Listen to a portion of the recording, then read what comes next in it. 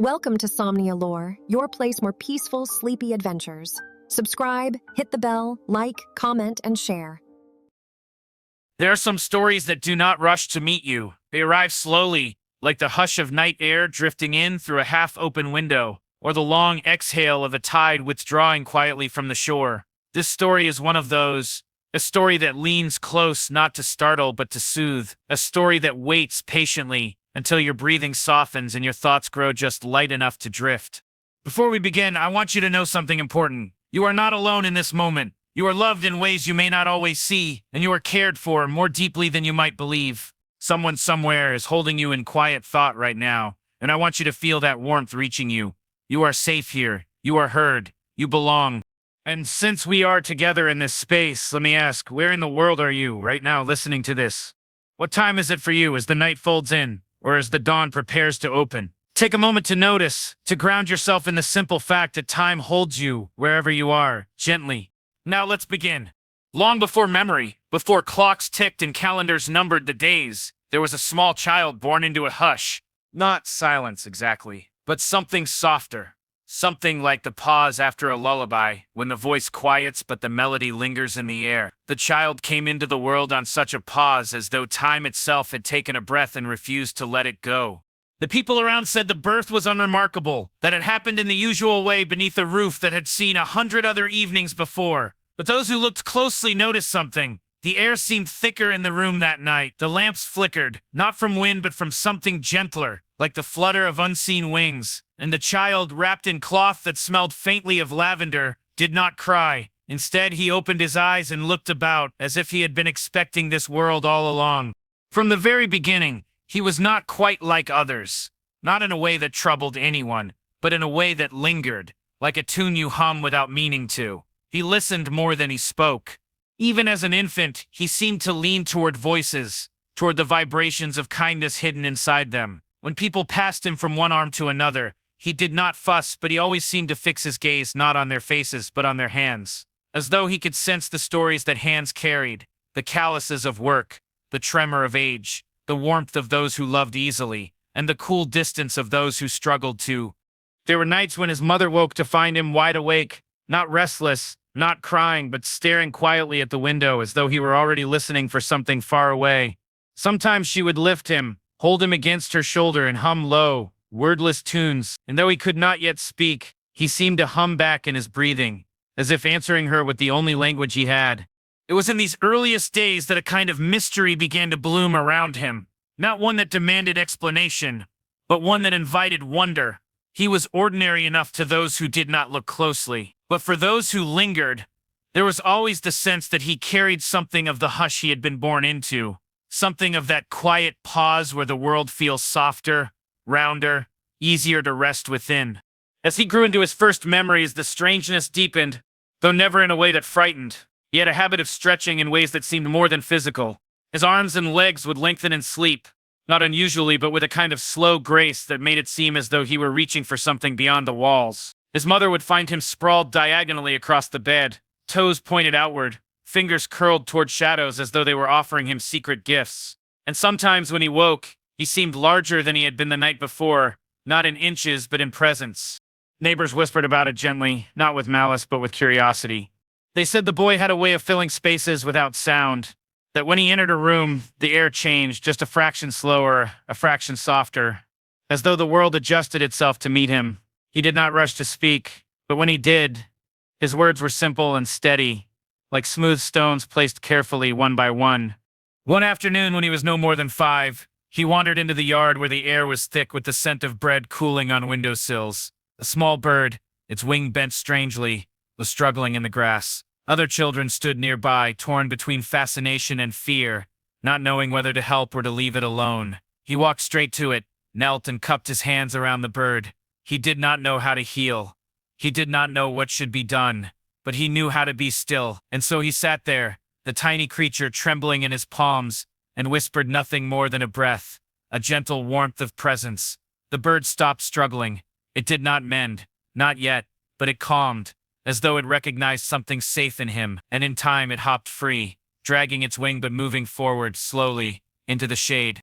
That evening, when his mother asked why he had sat so long with the injured bird, he only shrugged and said, "It needed someone to wait with it." She said nothing in return, but later when she thought he was asleep, she lingered at his doorway, whispering words not for him but for the quiet itself. "Please, let this gift be gentle on him." The years that followed unfolded like long evenings, never in haste, always in shades. He grew tall, though never imposing, and carried his silence the way some carry lanterns, not to blind or command, but to make others feel they could see more clearly in its glow. Children who were quick to quarrel found themselves slower to anger in his presence. Elders who repeated their stories over and over felt no shame when he listened, nodding as though every retelling was the first. He had a way of stretching time, just as he stretched his body in sleep, and those around him found that they too could breathe more deeply when he was near. Yet for all his gentleness, he remained slightly apart. Not lonely, not excluded, but as if part of him lived in a quieter dimension just out of reach. He would gaze at the horizon as if it spoke to him, and more than once he was found lying in the grass with his arms flung wide, whispering to the clouds as though they were old friends returning from a long journey. It was in those moments that a sense of destiny seemed to gather, though no one could name it, and the boy, though still young, felt it too, not as pressure, not as burden, but as a quiet knowing. He was here to stretch not just his body, not just his days, but something larger, to stretch toward the hearts of others, to reach for the hidden places where silence could heal what noise had broken. And so his life began not with noise or proclamation, but with softness, with waiting, with an almost invisible strength that did not push but held, like a lullaby that never truly ended, only faded into the breath of night. And somewhere, in the unseen folds of time, the world was already preparing for the ways he would change it, not by force, but by the quiet act of being exactly as he was. The boy's early years had unfolded like a soft, unhurried melody, and as time carried him forward, the tune deepened rather than changed. Childhood was not a place he left behind quickly, but a wide and dreamlike field he walked through slowly, noticing every blade of grass, every drifting cloud, as if each detail deserved its own quiet reverence. The hush he had been born into followed him, and those who watched him grow began to see how it colored his days, tinting ordinary moments with something almost tenderly strange. He was older now, though still young enough to carry the wonder of small things without shame. His body was taller, his steps longer, but the softness of his gaze had not hardened. If anything, it seemed to have deepened. When other children ran wild, shouting and chasing each other through the lanes, he often lingered at the edges, neither joining nor withdrawing. He would watch the laughter, let it pass through him, and then turn his eyes upward to the drifting shapes above. Clouds were his first true companions, and he read them the way others read stories, tracing their changing outlines as if they carried secret messages written only for him. There were whispers about this, gentle ones spoken half in fondness and half in mystery. "He listens to things we cannot hear," an old woman once said, watching him lean against a tree with his eyes closed, breathing as though the wind itself were whispering directly into his chest. He was born into the silence between words. Others nodded, not understanding, but sensing some truth in the statement. His mother, though, saw him differently. To her, he was not strange at all. He was her boy, her quiet, thoughtful boy who had never been hurried by the world. She marveled at the way he seemed to notice things she overlooked, the slight tremble in her hands when she was tired, the way the kettle sighed before it boiled, the sigh of footsteps returning at dusk. He seemed to see her, even when she tried to hide her weariness. And sometimes he would stretch out his arm, those endlessly stretching arms, and simply rest his hand on hers. He would not speak, but she would feel steadied, as if someone stronger than time itself had promised to hold her still. It was around this age that his first real friendship began. Not the fleeting, playful bonds of childhood games, but a bond that grew slowly, like roots beneath the soil. Her name was not important to the world, but to him it was like the sound of a river. Soft, winding, steady. She was small and quick, her laughter sharp but never cruel, and she seemed fascinated by his stillness. Where others grew impatient with his silences, she leaned into them, curious. She would ask him questions and then wait, unafraid of pauses, content to sit beside him on the grass, until he finally answered.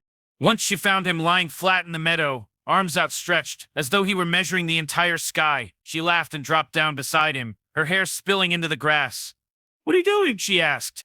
He turned his head slightly, eyes half-lidded in the sunlight, trying to see how far I can reach. "With your arms?" she teased. "No," he said quietly, "with everything." She didn't laugh at that. Instead, she mirrored him, stretching her small arms wide and staring upward. "Do you think we'll ever touch it?" she whispered. "Not with our hands," he said, "but maybe with something else."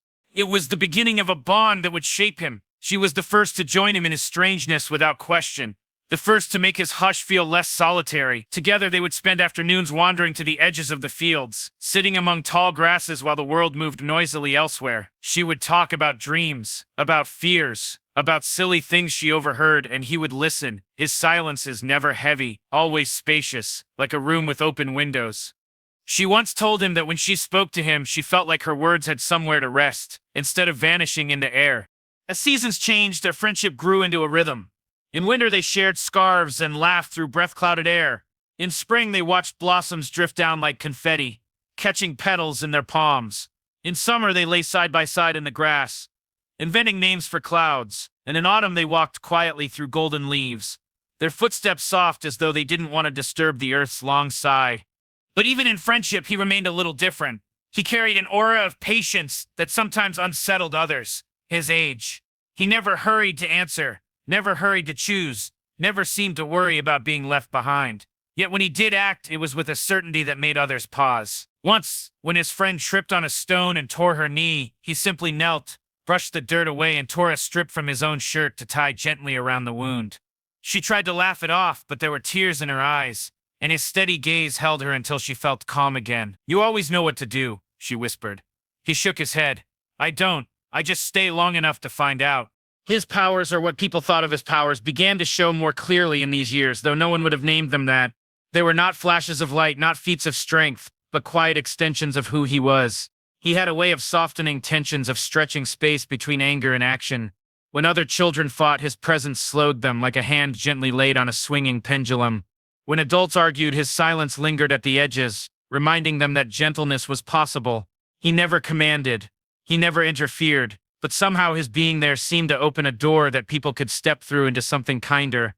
And always, there were the clouds. They became his secret teachers, drifting endlessly, reshaping themselves without protest.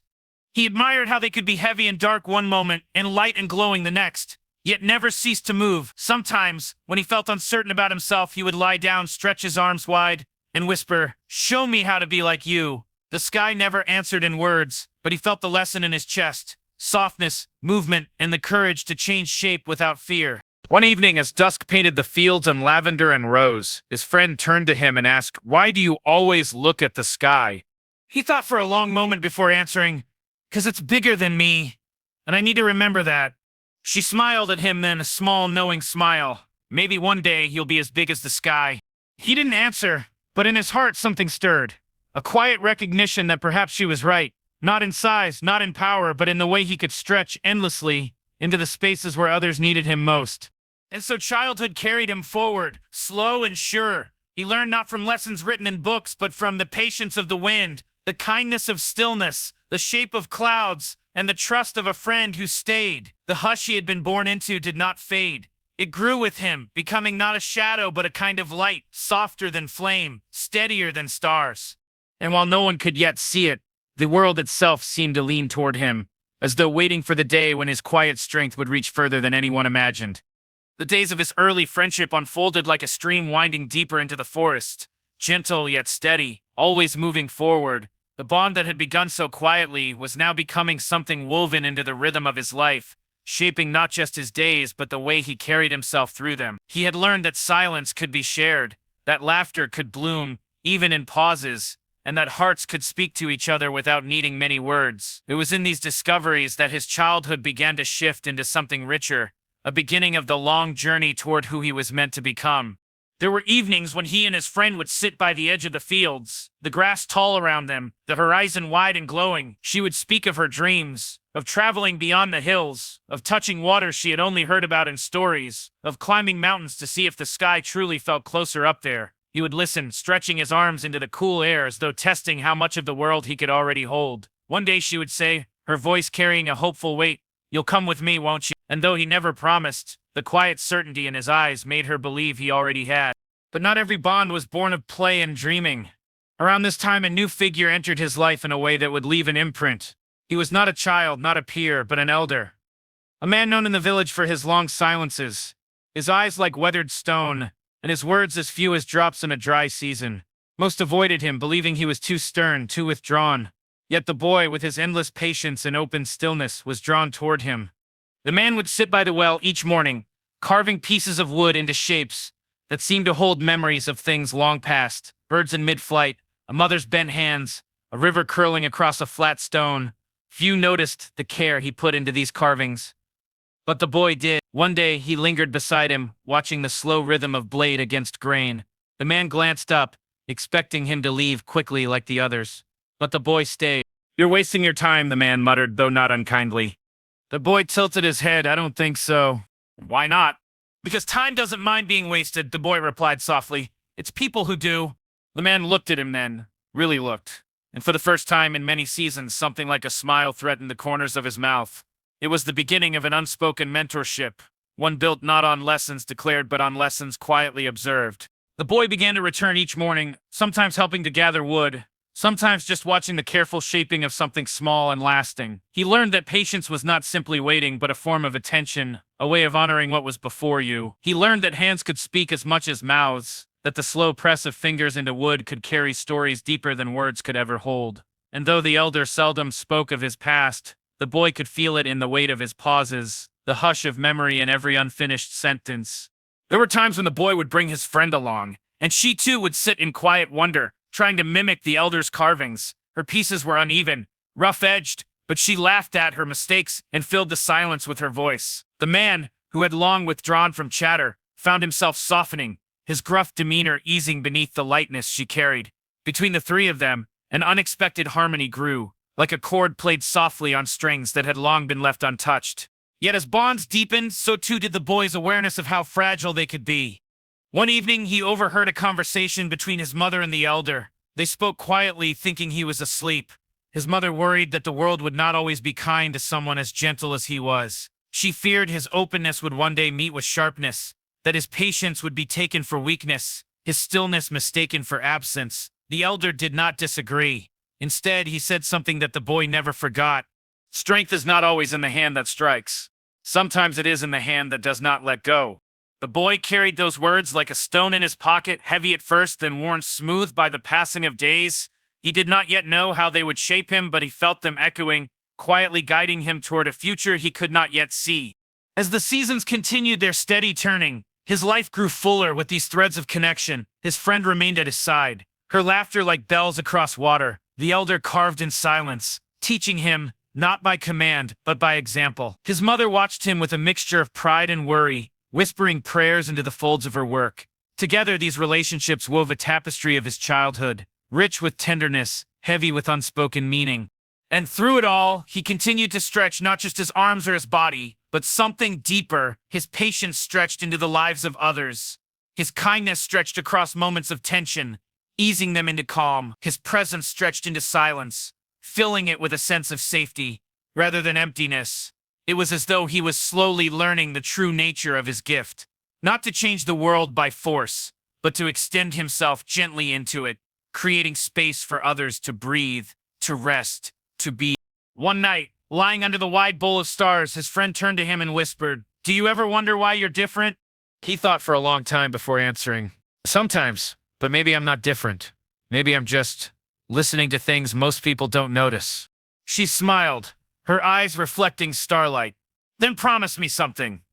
Don't stop listening, even when it's hard." He nodded, and though he could not know the weight those words would carry in the years ahead, he felt them settle into him like roots sinking quietly into the earth. The hush he had been born into was no longer just around him. It was within him, deepening, growing, waiting for the day when its quiet strength would be needed in ways neither he nor those who loved him could yet imagine. And the story, like the boy himself, was still only beginning to stretch. The boy carried those words like a quiet ember, glowing in the background of his days. Don't stop listening, even when it's hard. They echoed in him as he grew taller, his steps longer, his gaze more steady. He had not yet crossed into the age where childhood falls away, but there was a gravity beginning to form within him, a stillness that did not belong only to youth. It was as though each moment of silence, each shared glance, each lesson whispered without words, was shaping him into something he himself could not yet name. His bond with the elder deepened most in these years. Mornings by the well became almost ritual, their silence a language of its own. Sometimes the elder would hand him a piece of wood and say nothing, letting him fumble with the knife until the shape inside revealed itself. Other times he would simply watch, nodding when the boy's hands grew too restless, correcting him with the smallest of gestures. It was never about perfection, it was about presence. The act of staying with a thing long enough for it to become what it was meant to be. One morning, as the air carried the smell of damp earth after rain, the boy asked the question that had been gathering quietly inside him. "Why do you carve?"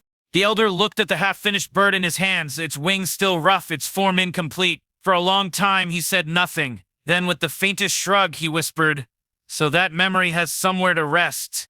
The boy thought about that for days. He began to understand that objects could hold more than shape. They could hold the weight of feeling of remembering. Each time the elder's blade curved into the wood, it seemed to uncover something already there, as though the world itself longed to be remembered in smaller forms. It was during this time that the boy began to notice something in himself, a deepening of his quiet gift. When he listened, truly listened, it was as if he could feel not just the words, but the space behind them, the longing, the grief, the hope, the hesitation. Even in the pauses, he felt a kind of music, a rhythm no one else seemed to hear. His friend would laugh about it, saying, "You always look like you're hearing something I can't." He would smile but say nothing, because how could he explain that silence itself was teaching him? Her friendship, too, was changing in small but steady ways. She was growing bolder, chasing new places, climbing higher branches, daring him to follow. And though he was slower to act, he always found himself beside her, not to match her wildness, but to steady it, to be the soft ground she could fall back upon. When she spoke of the future, her words were filled with motion and distance, traveling far, seeking more. He listened with that same stillness, never promising, but always carrying her hopes as though they were fragile treasures placed carefully in his hands. One evening, they found themselves at the edge of the river, its waters moving with quiet determination. She skipped stones, her laughter chasing each ripple, while he sat with his arms wrapped loosely around his knees, watching the way the current caught everything it touched. "Do you think," she asked suddenly, "that we're meant to go somewhere, like the river does?" He thought for a long time, his eyes following the water. Maybe we're meant to stay, and let things come to us. She shook her head, smiling. "You always think about staying. I always think about leaving. Maybe that's why we need each other." He didn't argue. He simply looked at her, the fading light catching the curve of her face. And in that quiet moment, he realized something he couldn't name yet, that love in its earliest form might not always shout its name. Sometimes it just sits beside you at the river, patient, steady, listening. The elder, too, began to open in ways unexpected. Though his words were still sparse, there were evenings when he let the boy and his friends sit with him as he told fragments of his life. He spoke of a journey long ago, of mistakes made, of people loved and lost. He never lingered too long on sorrow, but it was always there, beneath the surface, shaping his silences. The boy listened with reverence, not needing full stories to feel the weight of what was shared. He learned that wisdom did not always come dressed in answers. Sometimes it lived in the pauses between unfinished thoughts. One night, as they sat together in the dim glow of a lantern, the elder placed a carving in the boy's hands. It was small, a figure of a bird with wings spread wide, as though caught between staying and flying. "Keep this," the elder said simply. "One day you'll understand what it means." The boy held it carefully, sensing it was more than wood. It was a piece of the elder himself, a fragment of memory, of quiet strength passed forward. He tucked it away, close to his heart, without knowing how deeply its meaning would echo in his life. Time pressed on, as it always does, though in his world it seemed to move gently without urgency. The boy's stillness grew into presence, his listening into wisdom, his patience into quiet strength. Yet there was a subtle shift beginning, one he could not yet name. The hush that had once felt like a cradle now seemed to be leaning forward, urging him towards something just beyond reach. He noticed it in the way people turned to him more often, asking for help with small matters, trusting him with secrets, seeking his calm in moments of restlessness. He noticed it in the way his friend looked at him sometimes, not with the simple joy of shared childhood, but with a searching tenderness, as if wondering how long he would remain the same. He noticed it in the elder's eyes, too, how they lingered on him with something like expectation, as though watching a seed finally begin to push against the soil. And within himself, he felt it most strongly of all. A pull, soft but undeniable, stretching him toward a future he could not yet see. He did not know where it would lead, or what it would ask of him, but he knew it was coming. The hush that had followed him since birth was not meant only for him. It was meant to be shared, to be carried into places where silence was needed most. And so on one quiet evening, as the stars gathered above like scattered lanterns, he whispered to himself words No one else could hear. I will keep listening, no matter how hard it becomes. The river moved on. The clouds drifted. The world turned slowly, carrying him forward. And somewhere in the hush of night, the first threads of destiny began to weave themselves quietly into his life. The night after his quiet promise to himself, something in the air felt different, as though the stars were listening more closely than before. The hush was still there, steady as breath, but now it carried with it an undercurrent of movement, like the river beginning to swell after hidden rains upstream. The boy felt it before he could name it, a subtle shift that whispered of change. It was not loud, not urgent, yet it stirred inside him with a quiet insistence that could not be ignored. The elder noticed it too. His gaze lingered on the boy more often. His silences seemed heavier, filled with unspoken thoughts. One morning, as dawn was just breaking, the elder handed the boy a bundle wrapped in worn cloth. "Carry this for me," he said. The boy obeyed, without question. Inside, when he later unwrapped it, he found a collection of small carvings, birds, rivers, leaves, fragments of memory and wood. Each piece was smooth from the elder's touch, each carrying a weight beyond its size. The boy did not ask why he had been trusted with them. He simply understood that to carry them was to carry part of the elder's soul. And his friend saw the change too, though she teased him for it. "You walk like you're carrying secrets," she said, laughing as she ran ahead of him down the path. He smiled faintly but did not answer, because in truth he was carrying more than secrets. He was carrying the first tremors of a journey he had not yet begun. Their days together stretched in a rhythm that felt both timeless and fleeting. She remained bold, climbing higher trees, chasing faster winds, her spirit restless as the sky. He remained steady, walking beside her, catching her when she slipped, listening when her laughter broke into softer confessions. Yet even she began to notice the stillness in him had changed. It was no longer only a refuge. It was becoming a question, an opening, a space that seemed to draw her in and unsettle her all at once. One evening they returned to the riverbank where so many of their childhood hours had been spent. The water was darker now, carrying the reflection of stars like scattered embers. She threw a stone across its surface, watching the ripples fade. "Do you ever wonder," she asked softly, "if one day we'll have to choose between staying here or following the river?" He looked at her, then at the water. The words rose slowly as though pulled from the depths. "I think the river always asks us to follow, but maybe the choice is in how far we're willing to go."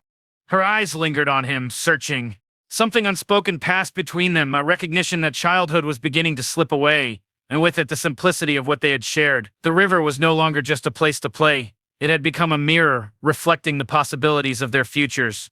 In the days that followed, the elder began to draw the boy further into his world. He showed him places beyond the village, paths through the forest that twisted into silence, clearings where the air seemed to hum with forgotten stories. He taught him how to read the language of wind in the trees, how to sense the presence of animals without seeing them, how to sit so still that even the birds mistook him for part of the earth.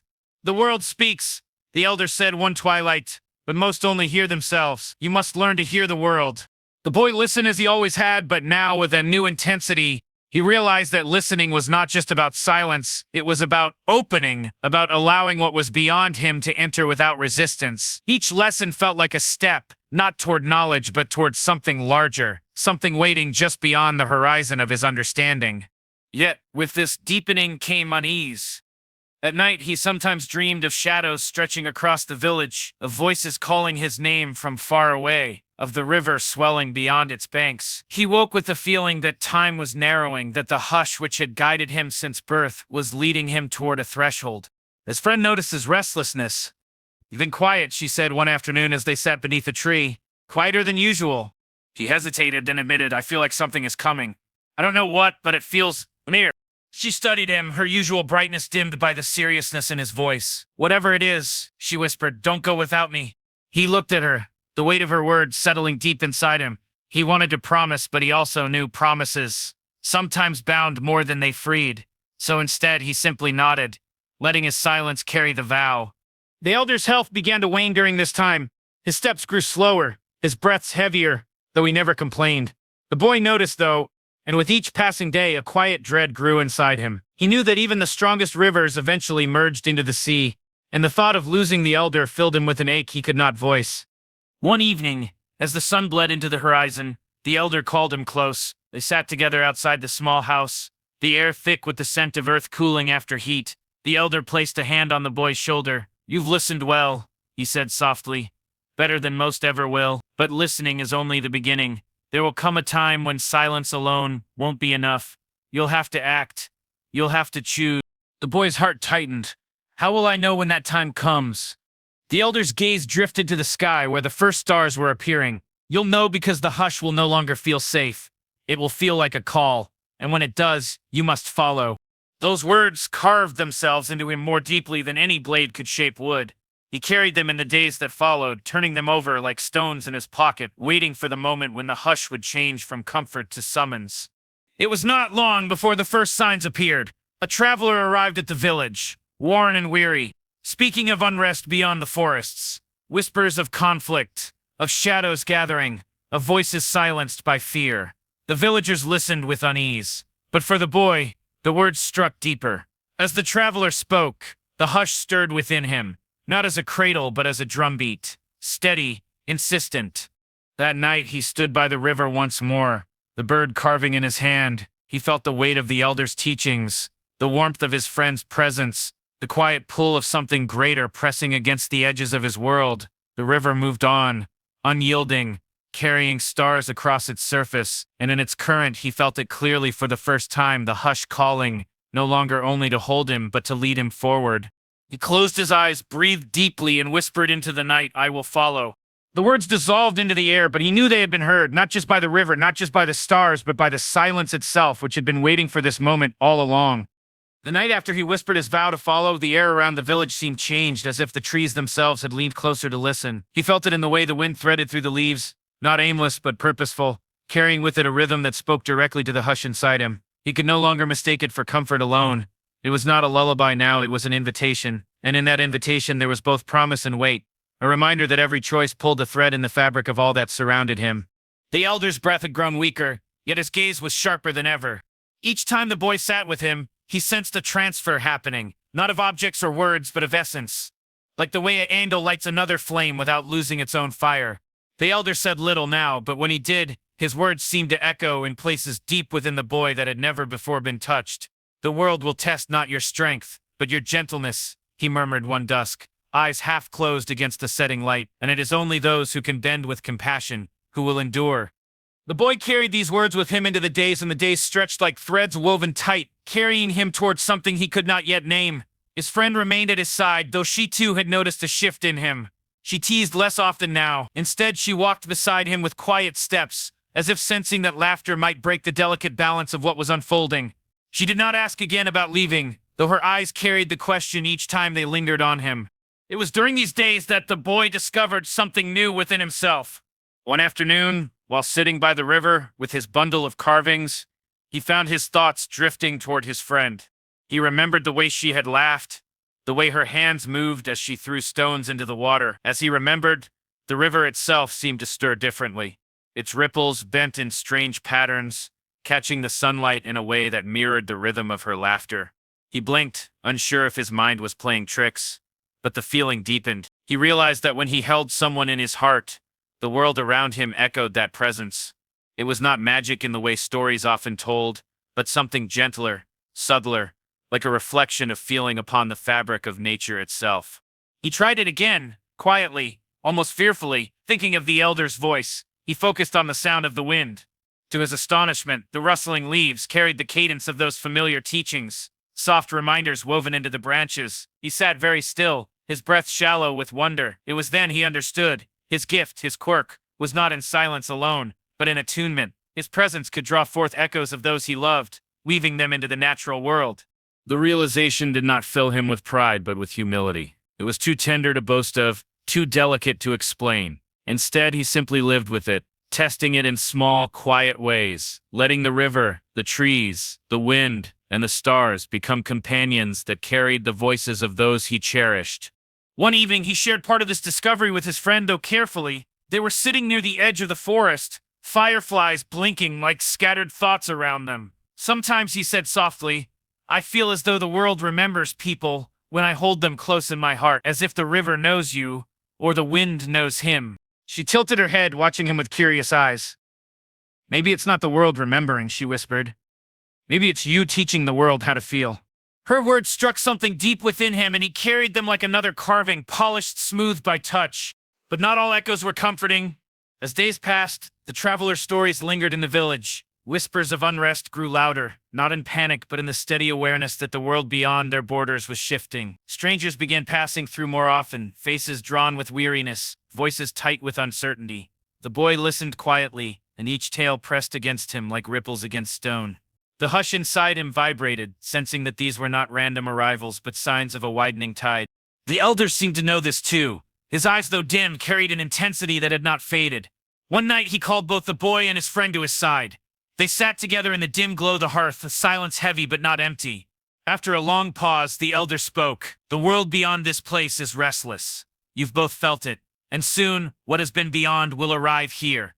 When it does, you must remember, gentleness is not weakness. It is the hardest path, and the only one worth taking.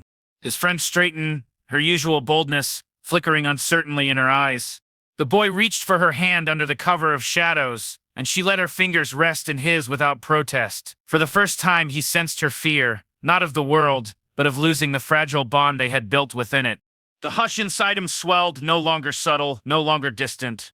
It pulsed through him like the steady beat of a drum beneath the earth, guiding him towards something he could not yet see. He realized that the elder had been right. The hush was no longer safety. It was a call, steady, insistent, asking him to step forward. That night he dreamed again. The river stretched endlessly, carrying not stars but faces. His friend's laughter, the elder's weary eyes, even the traveler's anxious voice. They drifted past him, carried on the current, whispering words he could not quite catch. At the horizon, the river widened into an ocean, and the hush rose around him like a tide, lifting him, pulling him toward its center. He woke with his heart pounding, yet oddly calm. When dawn came, he went to the elder without hesitation. The old man looked at him, and for a moment, their silence said everything. Finally, the elder nodded. It has begun for you. The boy did not ask what that meant. He already knew. The river was calling him beyond the banks of his childhood. His gift, once quiet and unnoticed, was beginning to bloom into something that would guide him through what was coming. He felt both small and vast at once, like a single drop recognizing its place in the ocean. His friend found him soon after, standing by the water. She did not speak right away, only stood beside him, her presence steady. Finally, she whispered, "When you go, I'll go too." He turned toward her, the morning light soft against her face, and though he said nothing, his silence carried the truth she had always understood. They would walk into whatever lay ahead together, not as children chasing laughter, but as souls bound by the hush of a world that had begun to speak through them. And with that, the river moved on, carrying its stars, carrying its questions, carrying them both toward the garden of trust that awaited. The promise they shared at the river's edge lingered like a quiet flame between them. Each day after, the boy and his friend moved through the village with a sense of unspoken awareness, as if every moment was preparing them for something they could not yet see. The world around them still carried its ordinary rhythms, the crackle of fires at dusk, the scent of earth after rain, the sound of children's laughter drifting across fields. But beneath it all there was a tension, a subtle hum that had not been there before. It was as though the river's current was pulling stronger, tugging them toward an unseen bend. The elder watched closely, though his body was weaker now, his steps slower, his silences longer. He no longer guided them with long lessons, but with fragments, small truths spoken in passing, the kind that seemed yes until you realized they carried the weight of years. Do not mistake stillness for absence. He said one evening as the boy helped him sit near the doorway, "It is in stillness that life gathers its strength." The boy repeated those words later to his friend, and she listened carefully, holding them as if they were another carving to keep safe. Their bond deepened in those quiet exchanges, though it was not without strain. One afternoon, while walking through the forest, his friend stopped suddenly and turned to him. Her eyes were sharp, though her voice trembled beneath the surface. "You feel it too, don't you? That everything is changing faster than we're ready for?" He nodded slowly, though part of him wished to deny it. She searched his face as if hoping to find hesitation, something that might let her hold on to the simplicity of what they had been. But his silence was steady, and in it she read the truth. He was already listening to something larger than both of them. It was the first time she turned away from him, walking ahead with hurried steps, not out of anger but fear. He followed, not rushing but allowing her space. He knew that trust was not always about walking in step, but about returning to one another when the distance became too heavy. Later that evening, she found him by the river, sitting with the bundle of carvings. She did not apologize, nor did he ask her to. Instead, she lowered herself beside him and whispered, "I'm afraid of being left behind." He looked at her, and though words failed him, he placed one of the carvings, a small bird, wings spread, into her hands. She held it tightly, as if it were not just wood, but a promise that she would not be forgotten. Days passed, and the subtle unrest from beyond the village grew closer. A group of travelers came, not only weary but unsettled, speaking of places abandoned, of roads once safe now shadowed. The villagers listened with unease, and for the first time, gatherings stretched late into the night, as quiet voices debated what might come. The boy stood among them, feeling the weight of each word press against him like stones, the hush within him vibrating louder, urging him to pay attention. His friend stood beside him, her hand brushing his when the stories grew too heavy. She did not speak, but her presence was her answer. Even in fear, she would not let go. One night after the travelers had left, he and his friend returned to the elder. They found him sitting quietly, his face lit only by the faint glow of embers. He looked at them both for a long time before speaking. "There will come a moment," he said, voice raspy yet steady, "when you will need to give more than you thought you could. It will test not your strength but your bond. If you hold to each other, you will endure. If you let fear divide you, the river will carry you apart." His friend's fingers tightened around the carving in her palm. The boy met the elder's gaze, understanding the weight of the warning. It was not a lesson. It was preparation. The days that followed brought the first small tests. Once when a frightened child went missing at the edge of the forest, it was the boy and his friend who searched longest. She called out, her voice sharp with urgency, while he moved quietly, listening for the hush that might guide him. When at last they found the child, crouched beneath a fallen tree, it was not the boy's gift, nor the girl's boldness alone that brought the child back. It was the way their strengths met, one steady, one fierce, weaving trust into action. Yet afterward, as they walked back, his friend's laughter was strained. "What happens," she asked softly, "when the test is bigger than us?" He had no answer, only the silence that he hoped would reassure her. But deep within, he too wondered. That night, he sat awake long after the village had grown quiet. He thought of the elder's warning, of his friend's fear, of the way the hush had begun to change within him. It no longer felt like a cradle. It felt like a current, pulling steadily towards something greater. He realized then that trust was not only a comfort, it was a bridge, and every bridge carried the weight of risk. The next morning as the sun rose, he and his friend stood by the river again. The water glistened, carrying fragments of light across its surface. She turned to him, eyes wide but steady. "If the river asks us to cross, will you hold my hand?" He did not speak, but he reached for her hand, and this time he did not let go. The hush swelled around them, not as silence, but as a promise. Whatever came, they would face it together, even if the bridge shook beneath their steps. And somewhere in the distance, beyond the forest, beyond the fields, the river carried their vow forward toward the fragile bridge of trust that awaited them. The promise of their joined hands lingered like a quiet ember, steady and warm, but the days that followed carried shadows that even warmth could not fully dispel. The village began to feel less like a place untouched and more like a place waiting, holding its breath as whispers of unrest drifted closer. Though no danger had yet crossed their borders, unease grew in subtle ways. Doors latched earlier, fires burned longer, and conversations carried tones that children were not meant to hear. The boy noticed it in every glance, in every hesitation that fluttered behind the eyes of those who once moved with simple rhythm. For him, the hush was no longer a lull. It pressed against him now, heavy with meaning, stirring more often, guiding him toward things others overlooked. He found himself listening not only to the wind and water, but to silence itself, which carried threads of memory like unseen currents. Sometimes when he sat near the river, or the old tree where he and his friend once laughed as children, he felt echoes rising, faces, voices, fleeting moments, returning like whispers caught in stone. They did not speak directly, but they brushed against his heart, reminding him of how fragile and precious each moment truly was.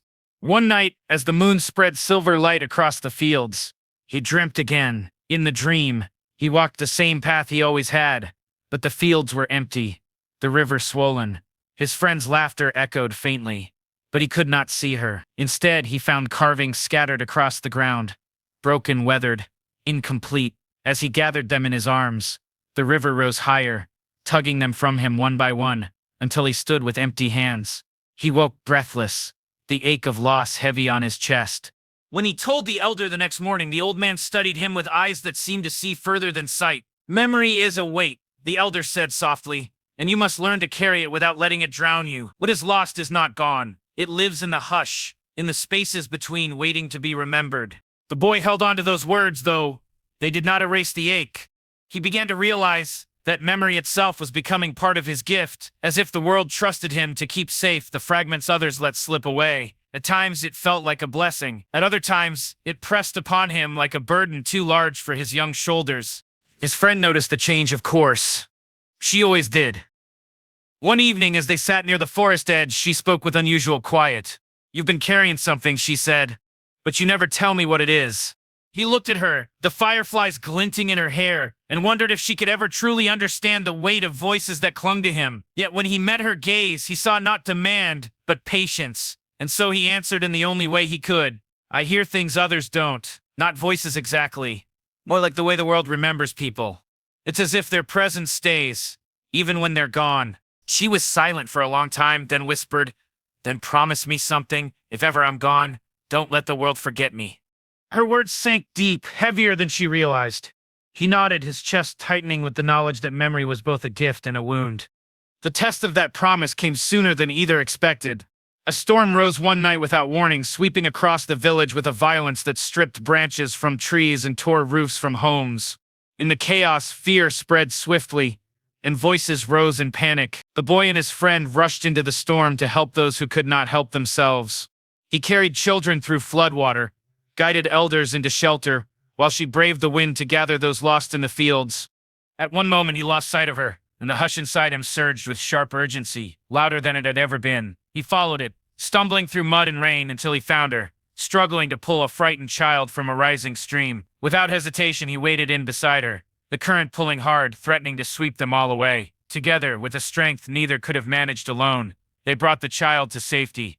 Then at last the storm broke and the village lay quiet again. He found her sitting exhausted by the riverbank, soaked and trembling. He placed the small bird carving back into her palm. She had dropped it in the struggle, though she hadn't noticed. She stared at it, then at him, tears mixing with rain. "I thought I was going to lose you," she whispered.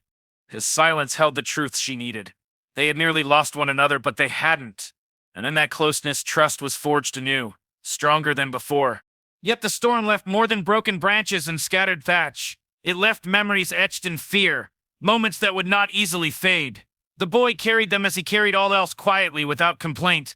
But the weight grew heavier. Sometimes in the days that followed, he wondered if his gift was less about hearing the world and more about holding its grief. The elder noticed. Of course.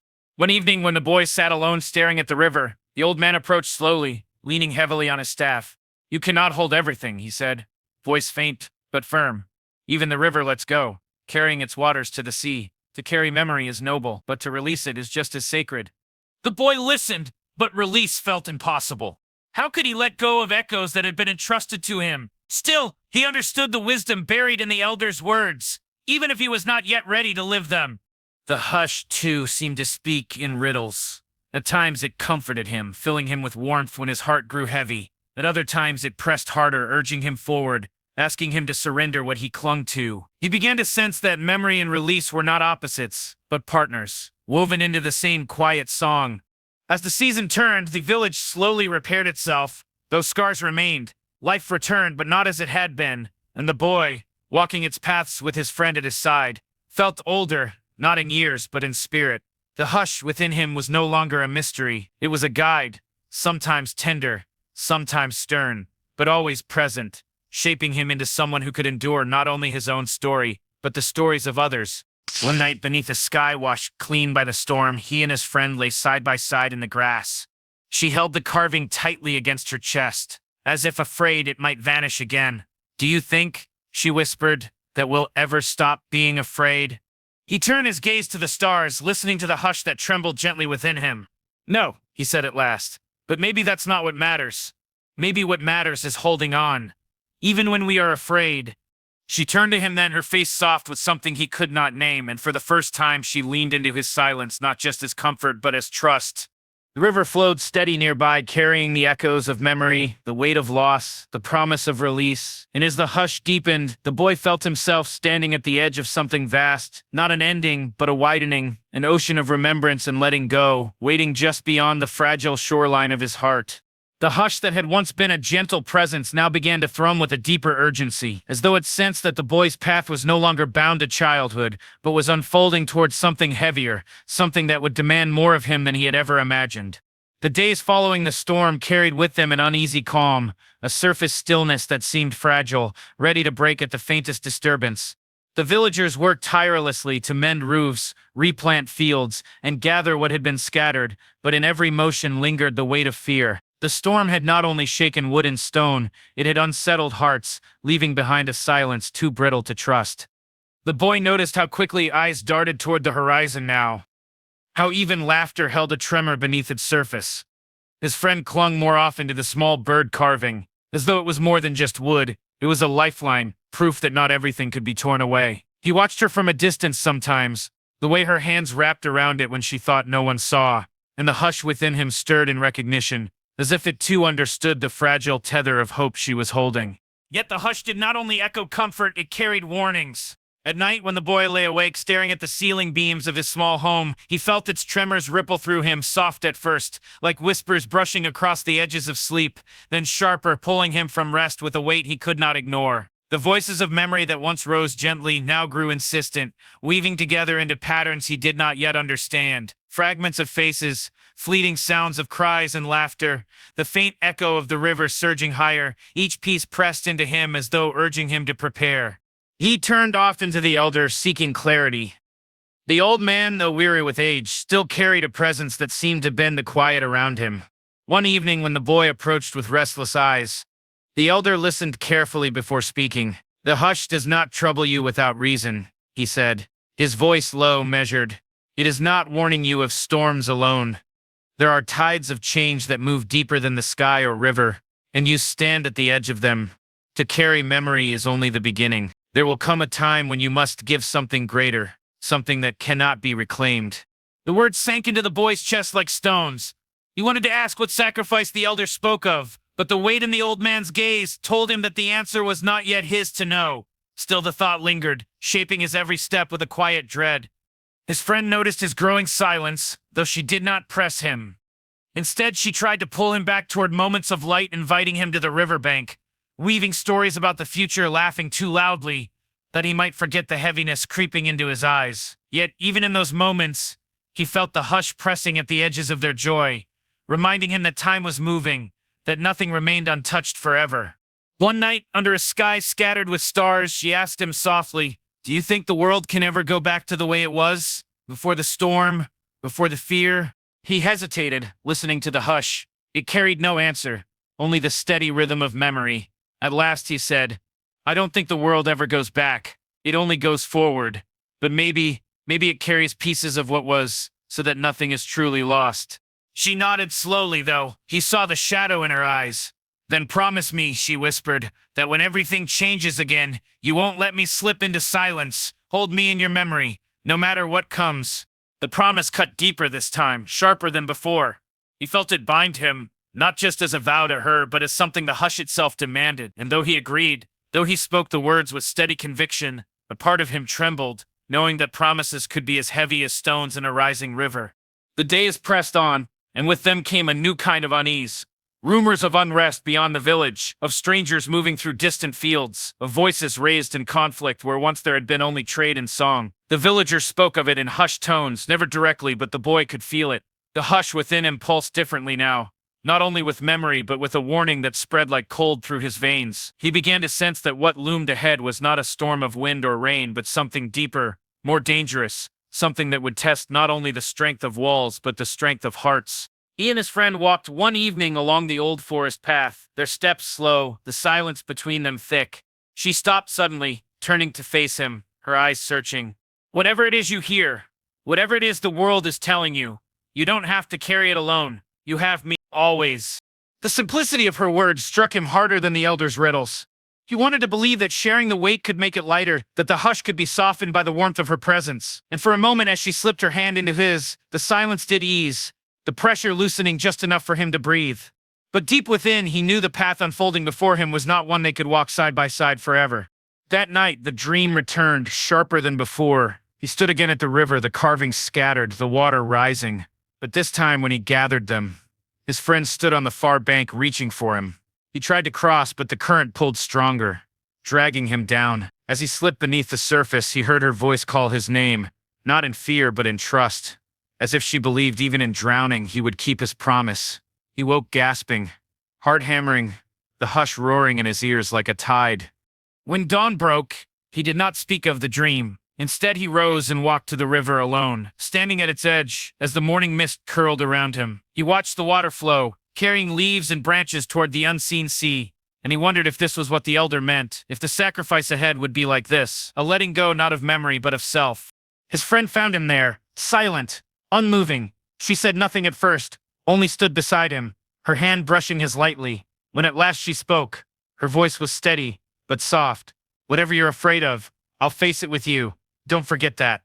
He turned to her, wanting to tell her everything. The dreams, the warnings, the promise that already felt too heavy. But the words would not come. Instead, he gave her a smile. Fragile but real.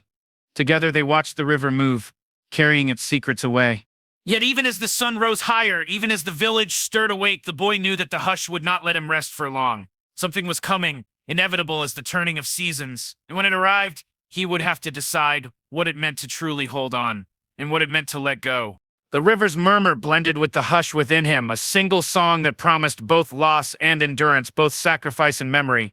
He listened, heart steady, even as the path ahead grew darker, for he knew now that the hush was not only a burden, it was a guide, leading him toward the moment when every promise would be tested and every silence would speak. The days that followed seemed to stretch long and heavy, each hour marked by the quiet watchfulness that had settled over the village. The river ran as it always did, yet it felt changed somehow, as though it carried whispers from faraway places where unrest was stirring. The boy often returned to its banks, standing in the same place where he had made his promise, listening to the hush weave itself into the flow of water. It was no longer only a memory of the storm, it had become a rhythm that moved through him, one that seemed to prepare him for something he could not yet see. His friends stayed close, sensing the weight he carried even without words. They spent hours together in silence, their companionship needing no explanation. Sometimes she would hum softly, a melody without beginning or end, and he would feel his heart ease as if the hush itself paused to listen. But beneath these moments of comfort lingered the quiet truth they both avoided naming. Change was moving toward them, slow but certain, like a shadow stretching longer with the setting sun. The elder's words echoed through him more often now, not as riddles, but as inevitabilities. "There will come a time when you must give something greater." The boy found himself repeating the phrase under his breath, testing it against his fear, as though speaking it aloud might make the sacrifice clearer. Yet clarity never came, only a sense of growing nearness, as if the hush was narrowing, focusing him toward one point in time. The first sign arrived not in storm or fire, but in footsteps. One morning, travelers came to the village, strangers with weary eyes and voices edged with urgency. They spoke of places beyond the hills where fields had burned, where families had fled, where the sky itself seemed restless. Their stories did not carry the rage of war, but the ache of loss, and their presence unsettled the quiet rhythm of the village. The boy listened from the edges, feeling the hush within him tremble. He knew, though no one said it aloud, that these were only the first of many to come. In the evenings, the villagers gathered to discuss what little they knew. Some wanted to close their doors, to hold on to what they still had. Others argued that they could not turn away those in need, for once they too had been spared by kindness. The boy sat in silence, his gaze drifting often to his friend, who clutched the bird carving tightly in her hands. She caught his eyes once and whispered, "Kindness is the only thing that makes the world bearable. Without it, we're only waiting for silence." Her words pierced him more than the elder's warnings. For the first time, he wondered if the sacrifice that loomed ahead was not only his to carry. He wondered if promises made in love might demand more than either of them could give. As days bled into nights, the village opened its gates, offering shelter to those who came with nothing but the weight of survival. The boy helped where he could, carrying bundles, mending broken walls, sitting with children whose eyes still shimmered with fear. In their stories, he heard echoes of his own hush, fragments of storms and shadows that had shaped them. Each time he listened, the silence within him shifted, absorbing, remembering, becoming heavier. One night, after tending a fire for the newcomers, he returned to find his friend waiting for him at the riverbank. Her face was lit by moonlight, her expression solemn. "You're changing," she said softly, as though the words had been waiting on her tongue for days. He tried to deny it, but the hush surged in his chest, betraying him. "I don't know what it means yet," he admitted, his voice low, "but I feel it pulling at me, stronger every day. Like I'm being prepared for something I don't want to face." She stepped closer, her eyes unwavering. "Then don't face it alone. Whatever it is, we'll stand together." He wanted to believe her, but the dream of the river's current haunted him still, the image of her standing on the far bank unreachable. He swallowed the ache in his throat and simply nodded, unwilling to break her hope. The hush did not relent. It pressed against him with greater intensity, especially in the quiet hours before dawn. He began to notice small signs. The way shadows lingered longer than they should, the way the wind seemed to carry whispers that only he could hear. Once, while repairing a roof, he looked toward the horizon and felt a shiver run through him, the certainty that something unseen was approaching. The elder called him one evening, his gaze heavy with knowledge. "You feel it, don't you? The weight drawing nearer." The boy lowered his eyes. "I don't know how to carry it." "You carry it by giving," the elder said, "by surrendering what you most fear to lose. That is the way of memory, the way of silence. Sacrifice is not the end. It is the passage through which love endures." The words carved themselves into the boy's chest, sharp and unyielding. He thought of his friend, of her laughter, her songs, her hand brushing against his. The thought of losing her, or of being lost to her, was unbearable. And yet the hush swelled inside him, affirming the elder's words. That night when he returned to her side, he could not bring himself to speak of what he had heard. Instead, they sat together under the stars, and she rested her head on his shoulder. He listened to her breathing, steady and warm, and let the moment linger, knowing that every heartbeat was both a gift and a countdown. The river moved quietly in the distance, carrying its endless song. The hush within him mirrored it, a current pulling him forward toward a moment he could not escape. He closed his eyes, holding on to her presence, as though it might anchor him. But deep inside, he knew the elder was right. Someday soon, he would be asked to give. And when that time came, it would not be storms or strangers that tested him. It would be the choice between holding on and letting go, between keeping his promise and breaking his heart. The night deepened, the stars wheeled above, and the hush sank softly in his chest, preparing him for what was to come. It was no longer just memory, no longer just silence. It was destiny, and it was drawing closer with every breath. The hush inside him no longer felt like a distant song carried by the wind. It had become a companion, moving with him through every step of the day, reminding him that his path was bending towards something deeper. The village continued to change as the flow of travelers grew, and with them came stories of loss and resilience, stories of places falling into silence and others finding new strength. The boy, though still young, had become someone the weary turned to not because of his age or strength, but because when they spoke, he listened as if their words were sacred. It was as though the hush inside him made space for all the grief they carried, holding it gently without breaking. The people noticed, quietly at first, then openly. They began to seek him out. A mother placed her child in his arms, whispering that the boy's calm gave her hope. An old traveler lingered beside him long into the night, telling of a home lost to fire. And when silence finally came, the old man's eyes shone not with despair, but with the relief of being remembered. Each moment pressed into the boy, filling him with a tenderness that was both beautiful and unbearable. He began to understand that memory was not only his gift but his burden, that to remember was to carry pieces of others within him, a weight that grew heavier by the day. His friend watched this transformation with both pride and worry. She admired the way he gave himself so fully, yet she feared the toll it was taking. One evening, as they sat by the river, she said quietly, "You're becoming something I can't quite reach anymore. It's as if the hush inside you is pulling you away from me." He looked at her, startled. "No, I carry you more than anyone. You're in every silence, every memory. I couldn't be pulled away from you even if I wanted to." She smiled faintly, though her eyes betrayed her doubt. "Promise me you'll always say that, even when the weight is too much." Promise tasted heavier this time, like iron in his mouth. He gave it anyway because he could not imagine breaking her heart with the truth that the weight already was too much, and that the hush inside him was not asking if he wanted to change, but demanding it. The elder's presence grew more watchful. The old man said little, yet his gaze lingered on the boy often, filled with both sorrow and pride. One night he spoke at last, his voice like a whisper carried across years. "You have begun to understand memory is not a gift of holding. It is a gift of giving. What you keep within you must one day be offered to the silence, so that it does not vanish. That is how love outlives us." The boy felt the truth of the words, though they chilled him. He thought of his friend, of the villagers, of the travelers whose stories filled his chest. How could he bear to surrender them? How could he release what had been entrusted to him? Yet the hush within him pulsed in agreement, as though nodding, telling him that the elder spoke not in riddles, but in inevitabilities. As seasons shifted, the village settled into a fragile rhythm. Gardens bloomed again, Laughter returned in moments, yet beneath it all ran the undercurrent of uncertainty. Change had not finished its work. Everyone felt it. At the edges of the boy's awareness, the hush vibrated like a string pulled taut waiting to snap or sing. His friend tried to anchor him to the present.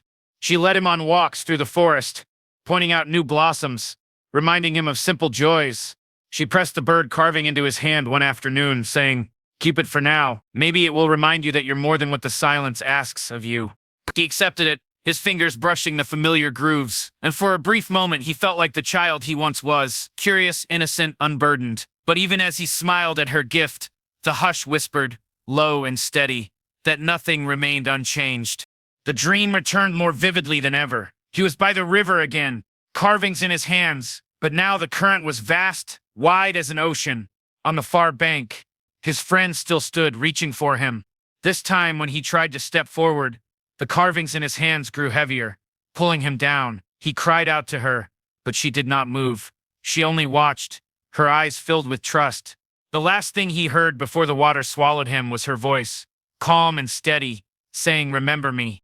He woke trembling, the bird carving clutched tightly in his hands, his pillow damp with tears. He had not realized he shed. The hush within him roared like a tide, insistent, unignorable. He understood now that the promise he had made was not only to her, but to something greater, to memory itself. The following day, as the sun set over the hills, he stood with his friend watching the horizon. She leaned against him, her presence warm and grounding. "Do you ever wonder what it means to leave something behind?" she asked softly. "All the time," he replied, "and I think maybe leaving behind is not losing. Maybe it's the only way things can live forever." Her eyes glistened in the fading light. "Then whatever you leave behind, let it be filled with love. So even if silence takes you, it will never take what you've given." He held her words close, pressing them into the fabric of his being. For the first time, he felt that perhaps the sacrifice ahead was not an ending, but a continuation, a way for love to ripple outward beyond what hands or voices could reach. That night, as he lay awake listening to the river's song, the hush inside him quieted, not because it had vanished, but because it no longer needed to speak. It had shown him enough, guided him enough.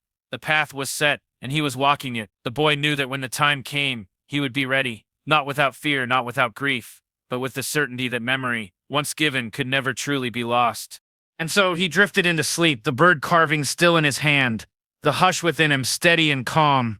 For now the silence had become a companion once more, and in its embrace he felt not the weight of loss, but the promise of love enduring. The hush that had quieted inside him did not remain still for long. It was never gone, only waiting, always listening. In the days that followed, it rose again, soft at first, like a breath beneath his own heartbeat, then steady, reminding him that time was moving. The bird carving still rested in his hand most nights, its edges worn smoother from his touch. But he knew it was not the wood itself that gave him comfort. It was what it represented, her voice, her presence, the bond that tied them in ways no current could sweep away. Yet even as he held to it, the hush whispered that there was one last connection he had yet to understand, a bond that would test not only his heart but the very essence of what he had become. The village shifted with the seasons, its rhythm slower now, almost fragile. The strangers who had once filled its streets had moved on to other places, carrying with them stories and memories that the boy had absorbed, letting them settle into his silence. The air was lighter without the constant weight of arrivals, yet emptier too. It was during this quieter stretch that he began to notice the elder fading, not in body alone but in presence, as though the old man was slowly withdrawing from the world. His steps grew smaller, his silences longer, and his eyes, though still sharp, seemed fixed more often on distances unseen. The boy visited him daily, sitting at his side, listening when the elder chose to speak and simply waiting when he did not. One evening, the elder's voice broke the stillness with a calm that felt final. "You have carried much, child. You have listened when others could not, and you have given your silence to those who feared being forgotten. Now you must learn the last lesson. Even the ones who guide us must one day become memory." The words struck deep, though they were not expected. The boy had known it was coming, felt it in the way the hush pressed against him when he sat near the elder. Still, knowing did not lessen the ache. "I don't want you to go," he whispered, the admission catching in his throat. The elder's smile was faint but warm. "None of us truly go. We pass into you, into the silence you carry. That is the gift you were given, not to hold on to us forever, but to keep us alive in the spaces where others might forget." That night, the boy returned home and could not sleep. He lay awake, staring at the ceiling beams, the hush moving restlessly within him. He remembered the elder's hand on his shoulder the first day he had spoken of the hush, the way his voice had steadied him when he feared being broken by its weight. To lose that anchor now felt unbearable. And yet, beneath his grief, he felt the quiet acceptance the elder had spoken of. Some bonds were not severed by absence, they only changed form. In the days that followed, the elder grew weaker. The village gathered often at his side, leaving offerings of fruit, bread, or songs sung softly into the dusk. The boy's friend stood beside him through it all, her hand a constant presence against his, her eyes filled with both sorrow and strength. Together they bore witness as the elder's voice faded, his words slower, fewer, until at last, one morning, the hush inside the boy surged with such intensity he knew before anyone spoke. The elder was gone. The silence that filled the village was heavy, but it was not empty. It was full of memory, layered with every kindness the elder had ever given. Every word that still echoed in their hearts. The boy stood at the riverbank, the bird carving in one hand, a small stone from the elder's hearth in the other. He let the stone fall into the current, watching it sink out of sight, and whispered, "You're with me now, always." The hush stirred in response, not sorrowful, not harsh, but steady, an affirmation that the bond had not ended, only transformed. His friend came to him there, her voice soft with wonder. "You carry him now, don't you? Not just in memory, but in you." He nodded, unable to speak. She rested her head against his shoulder, and together they watched the river flow, its endless song wrapping around their silence. In the weeks after, the boy felt the hush deepen. It was no longer a companion that moved alongside him, but something interwoven with his very being. He carried not just his own memories now, but those of the elder, layered and rich. Sometimes he felt the old man's calm in his breath, his patience in his pauses. Sometimes, when he closed his eyes, he heard his voice again, steady as if speaking from within. It was not possession, not haunting. It was legacy, living on through him. But even as this bond grew, the hush reminded him of another truth. Nothing lasts untouched. His friend began to speak often of dreams beyond the village, of places where the world might still be whole. She traced patterns in the dirt with her finger, drawing paths that wandered far from the river, far from the home they had always known. Her eyes sparkled with longing, and though she never said it outright, he felt the distance forming between them, not out of lack of love, but from the pull of her own becoming. One night she asked, "If I were to go, would you follow me, or would you stay here, where silence calls you?" The question struck him harder than any storm. He wanted to say yes, to promise her the way he had promised before, but the hush inside him swelled, and for the first time he realized the truth. His path and hers might not be the same. He looked into her eyes, and though his heart ached, he whispered, "If you go, I will remember you. Always. Even if my feet cannot follow." She did not weep at his answer, nor did she turn away. Instead, she leaned forward and pressed the bird carving back into his hand. "Then this will be the bridge. So wherever I am, I'll know I still live in your silence." The hush pulsed as he held it, as though agreeing, as though binding the promise between them. He wanted to believe that was enough, that memory could hold them when distance grew too wide. And yet, in the quiet of the night, as he lay awake with the carving clutched to his chest, he felt the ache of what was coming. The hush had guided him this far, but now he knew the final bond was not about keeping close, but about letting go without losing. The river's voice seemed louder in those days, rushing and unending, carrying everything forward. He listened, his heart heavy yet steady, knowing that soon he would face the hardest silence of all. Not the loss of storms or elders, but the surrender of the one he had promised to never let slip away. And still the hush whispered to him with gentle insistence, "Love endures, not in holding but in remembering."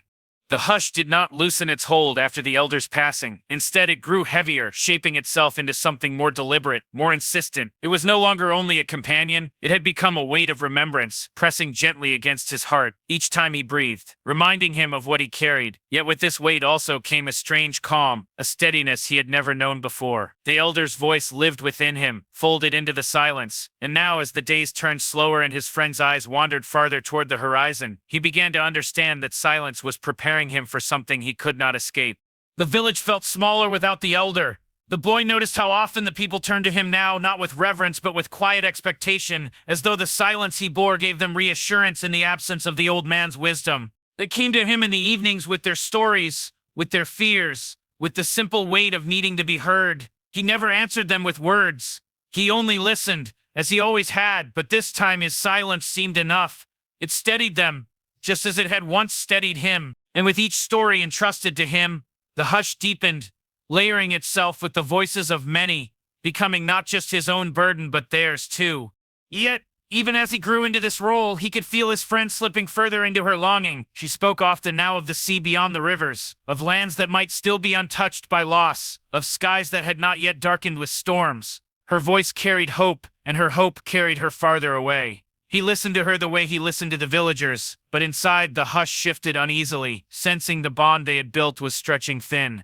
One evening as the sun bled into the river, she turned to him with eyes that shimmered in the fading light. "I have to see it," she said, her voice steady but filled with something close to sorrow. "If I stay, I'll wither. I'll always wonder what lies beyond. But if I go, I'll carry you with me. I'll carry this silence, this memory of us, as long as I breathe." The words carved into him sharper than any blade. He wanted to beg her to stay, to promise her that the village, the river, the hush, all of it, was enough. But he had learned from the elder, learned from every loss before love was not chains, and memory was not prison. The hush swelled inside him, urging him to let her go, whispering that to hold too tightly would mean losing her entirely. He lifted the bird carving between them, pressing it into her hand once more. "This is yours," he said softly. "It always was. Wherever you go, let it remind you that you're still here, even if I cannot follow." Her fingers closed around it, trembling.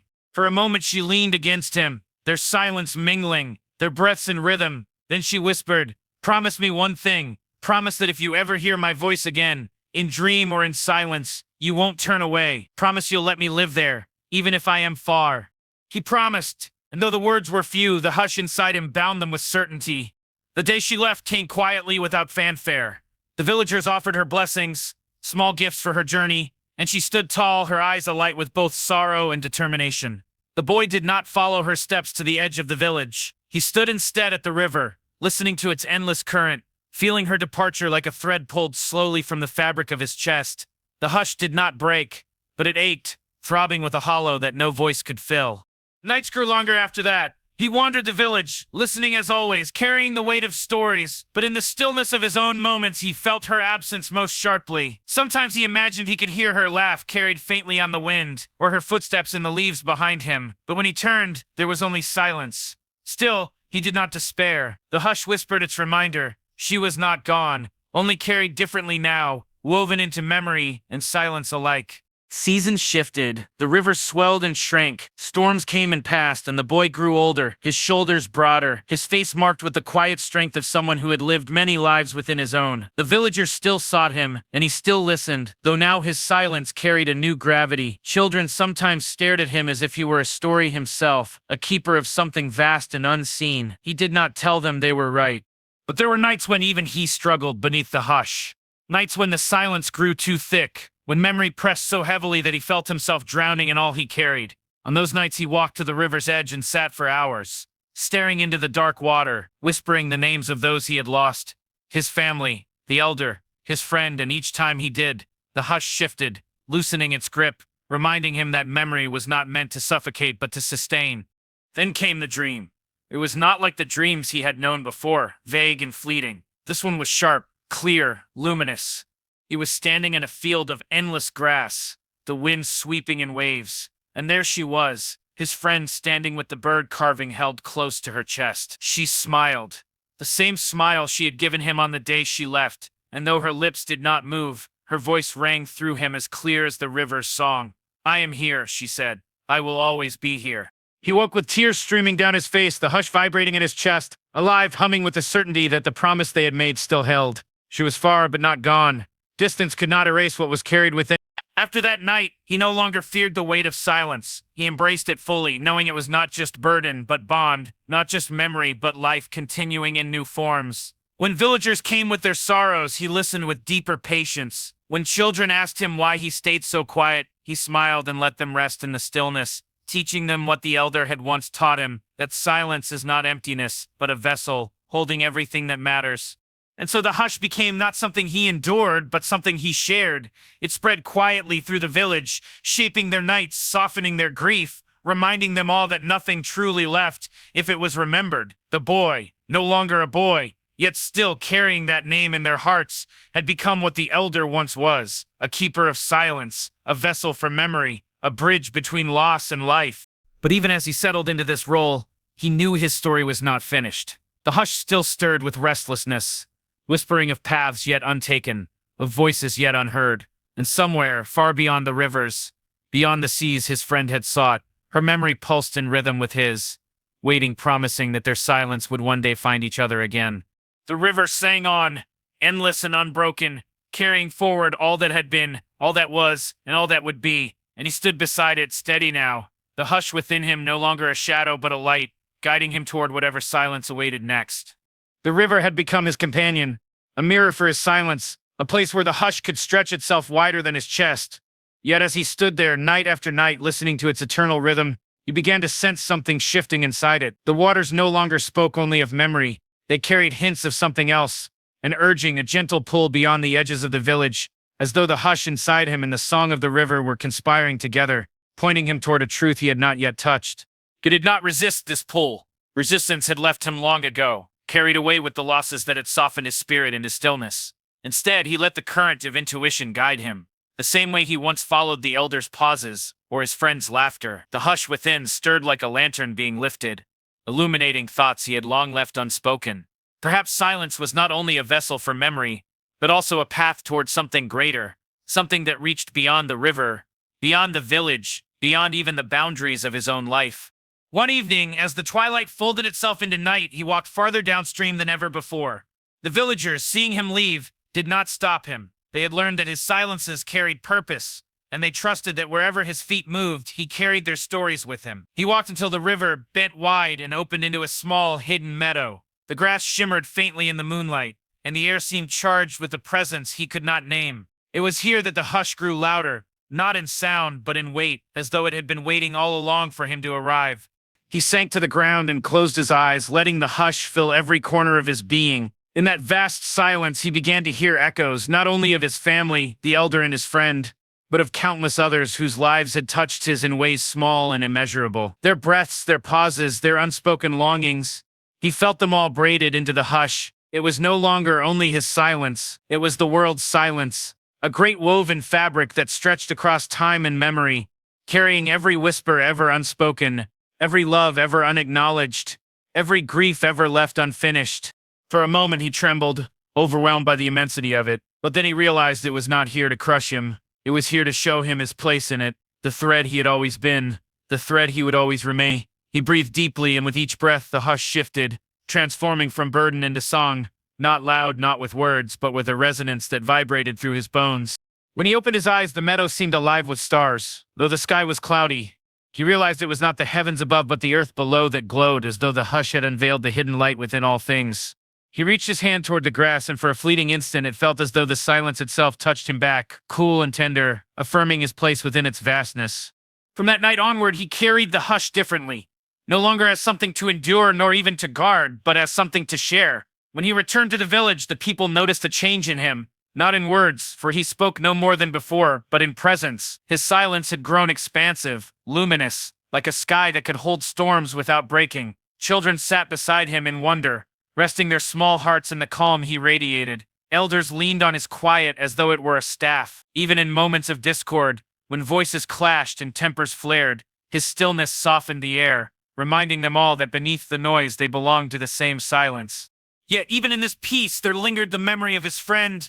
Some nights, as the stars glimmered faintly through veils of cloud, he would close his eyes and imagine her standing on a distant shore, holding the carving of the bird. He wondered if she felt this same hush, if she too had discovered the vastness of silence in her travels. In those moments he whispered her name into the night, not as a call but as a gift, knowing that names, once spoken with love, never truly vanished. The hush responded in kind, carrying his whisper outward. He could not say if it reached her, but he believed it did.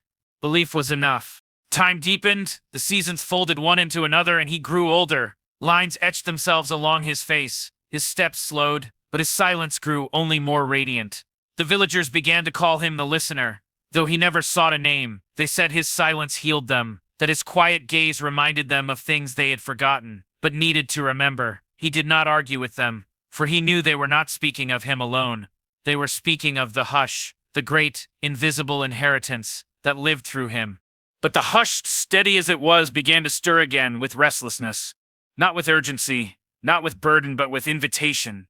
It whispered that his journey was not yet complete. The river's pull had been only the beginning. Now it was time to follow it farther. to see what lay beyond the edges of everything he had ever known. On the eve of a new season, he rose before dawn. The village still slept, and the air was soft with the breath of dreams. He stood in the center of the silent square, looking at the houses that had sheltered him, the trees that had grown with him, the faces that had trusted him with their stories. He felt no sadness in leaving, only gratitude, as though each stone and leaf and breath were offering him a gentle farewell. He walked once more to the river, the hush swelling with each step. The water greeted him with its familiar murmur, but beneath it was something new, a rhythm deeper and older than even the current. He placed his hand on the surface, and for a moment it felt as though the entire river leaned back into him, acknowledging the quiet bond they had always shared. The hush pressed against him, not with weight but with light, guiding him forward. He knew then that this was the path he must follow, the continuation of the silence he had carried all his life. It was not an ending, but a widening, a step into the vastness where silence and memory and love became indistinguishable. As he walked along the riverbank, farther than he had ever gone, the world seemed to dissolve into dream. The edges of the trees blurred, the air shimmered, and his steps felt lighter, as though the ground itself was lifting him. He did not resist. He allowed the hush to lead him, trusting it as he had once trusted the elders' teachings, his friends' laughter, his own quiet breath. And in that trust he felt it, an opening, a great unfolding, as though the silence within him and the silence of the world had finally become one. He did not need to speak, for nothing was left unsaid. He did not need to grieve, for nothing was truly lost. He did not need to fear, for everything was carried, everything was held. The hush had revealed itself not as burden, not as gift, but as the very essence of life, the space between, the breath beneath, the quiet that endures when all else fades. And with that knowing, he stepped forward, not into darkness, not into light, but into a silence so complete, so infinite, that it felt like coming home. The silence that had carried him through so many seasons did not vanish as he stepped deeper into the widening path. It grew softer, broader, like the horizon itself bending open. The hush was no longer a single weight pressed into his chest, no longer a secret kept between his breath and the river. It had become the world around him, a vastness in which he was both small and infinite. He walked without hurry, each step blending into the next as though time itself had loosened its grip. The trees thinned, the grass bent low, and the river stretched into an endless plain of water that glimmered faintly under a sky that seemed neither night nor day, but something gently between.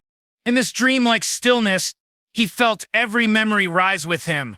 His mother's laughter fleeting but warm, pressed against his heart like sunlight. His father's steady hands appeared in the way his own fingers curled.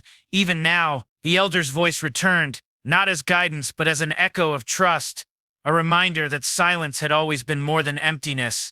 It was the keeper of what mattered, and his friend, her eyes full of distant horizons, lingered most vividly of all. He could almost see her beside him holding the bird carving, smiling as if she had always known this journey would lead here.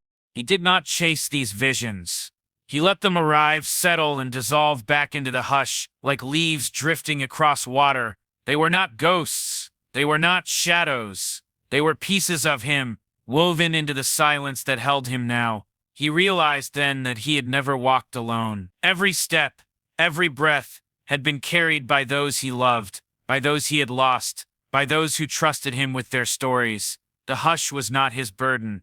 It was their bond, their shared presence, their quiet eternity. The river song shifted, softer now, as though it too were preparing for farewell. He knelt by its edge and cupped the water in his hands, letting it spill slowly between his fingers. In its cool touch, he felt the whole weight of his years, the pain, the wonder, the ache, the tenderness. He whispered a single word, "Thank you," and the water shimmered as if to say it had always been listening. When he rose again, his body felt lighter, as though he had already begun to loosen from the earth. The path ahead seemed endless, but he no longer needed to know where it led. He understood that endings were not walls, but openings, and beginnings were only another form of memory finding its way back into silence. The hush pulsed through him like a heartbeat, steady and eternal. He thought of the village one last time, of the people who had leaned into his stillness, of the children who had watched him with wonder. He knew they would go on just as he had gone on when the elder departed. His silence would linger there, not in words but in the way they listened to each other, the way they carried their own memories forward. This was his legacy, not carved in stone, not bound in tales, but breathed quietly into the hearts of those who remained. The horizon shifted again, glowing faintly as if the stars themselves had come to meet him. He felt no fear. He felt no urgency, Only a vast calm, like lying beneath a sky that never ended. He closed his eyes and let the hush cradle him, every heartbeat slower, softer, until time dissolved altogether. In that final drift, he thought of the bird carving, the river, the faces that had shaped his life, and he understood that nothing was ever lost, only carried in different silences, in different skies. And so he rested, stretched gently into the vastness, not gone but folded into the quiet that holds all things. Somewhere, perhaps on a distant shore, his friend lifted her gaze to the stars and felt him near, the hush within her stirring in recognition. Somewhere, the village children sat in stillness and found comfort in the quiet he had left behind. And somewhere beyond even memory he remained, not as story, not as sorrow, but as silence, endless, gentle, eternal. Thanks for spending this time with us. Sleep well. Everything's gonna be okay, man.